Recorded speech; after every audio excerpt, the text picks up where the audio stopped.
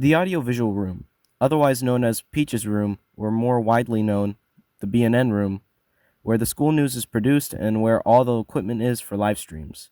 Here at Mount Juliet High School, many do not know the work that goes behind consistently getting out news 3 times a week, with each day that we are not making news dedicated to making video packages such as interviews, promotions, and student life to be used for future episodes.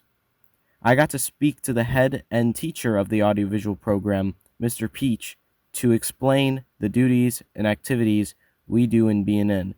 This is BNN, Behind the Scenes.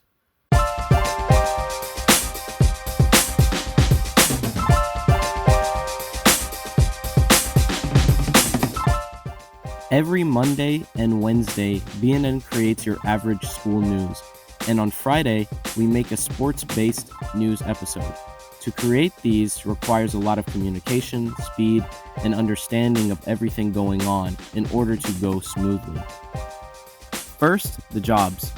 There's a person running the teleprompter, someone running set graphics, which is the text that you see on the TVs behind the anchors, 2 anchors, an editor, someone checking sound, and someone in charge of lights and camera.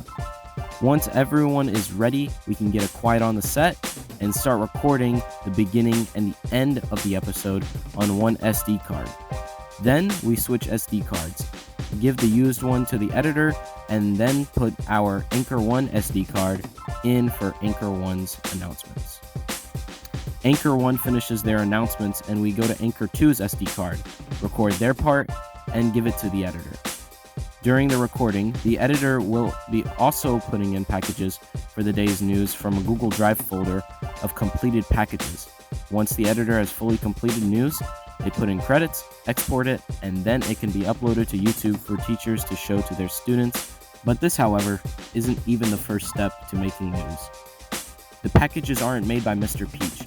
They are obviously made by the students, and making a package, depending on the size of it, can take a couple days to 2 weeks to create. The process of making a package is first scheduling someone to be present in your video if needed through email. After you've confirmed a time and place to meet, you can start on the footage of your package. After finishing, you must get B-roll and add it on top of your video. In the editing process, you want to take out any long pauses, any ums, etc. as well. And if your video goes over the 90-second limit, it is up to you to know what to keep and what not to keep. This is prominent in many interviews we have done. After finishing a package, it can then be put on news. Packages are a necessity before starting news.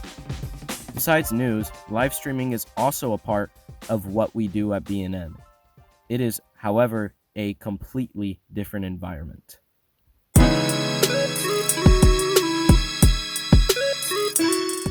BNN live streams a wide variety of things at Mount Juliet High School. Some of these being football, baseball, volleyball, basketball, softball, the Christmas concert, and the list goes on and on. A lot of the work that leads up to these events, however, are through hours and days of preparation. First, testing the cameras, screens, switcher, and other equipment is essential to know leading up to the live stream. For instance, during the Hallelujah chorus at the Holiday Extravaganza, and there's a part during the Hallelujah chorus where everybody's going to stand up. If you don't have cameras elevated somewhere, you're going to be showing the backs of heads for 45 seconds. So it's really about all the pre-production of getting everything set up, making sure that you're testing the equipment as early and as frequently as possible, because you want it to go wrong during the setup phase. You don't want to find out that something was always going to go wrong and you just assumed it was going to be fine. If the equipment is not tested a few days and hours before the event, many issues can spark up, such as a camera going out, batteries running out, connection being faulty, and more. The positions when live streaming can vary based on event. For example, football requires at most 2 cameras, one wide, one close, a switcher, and in some cases, if we have enough volunteers, a roaming camera, otherwise known as a wireless camera.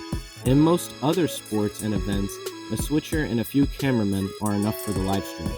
Besides technology, the switcher during live streams will make call-outs such as pan left, pan right, zoom in, out, etc. based on the situation.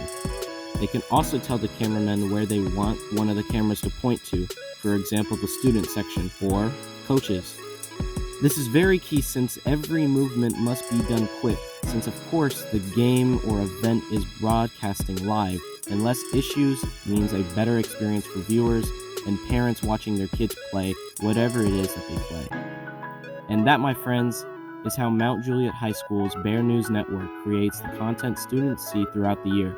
I hope this may spark your interest in joining, or if it didn't, I hope you now know the work that goes behind the scenes.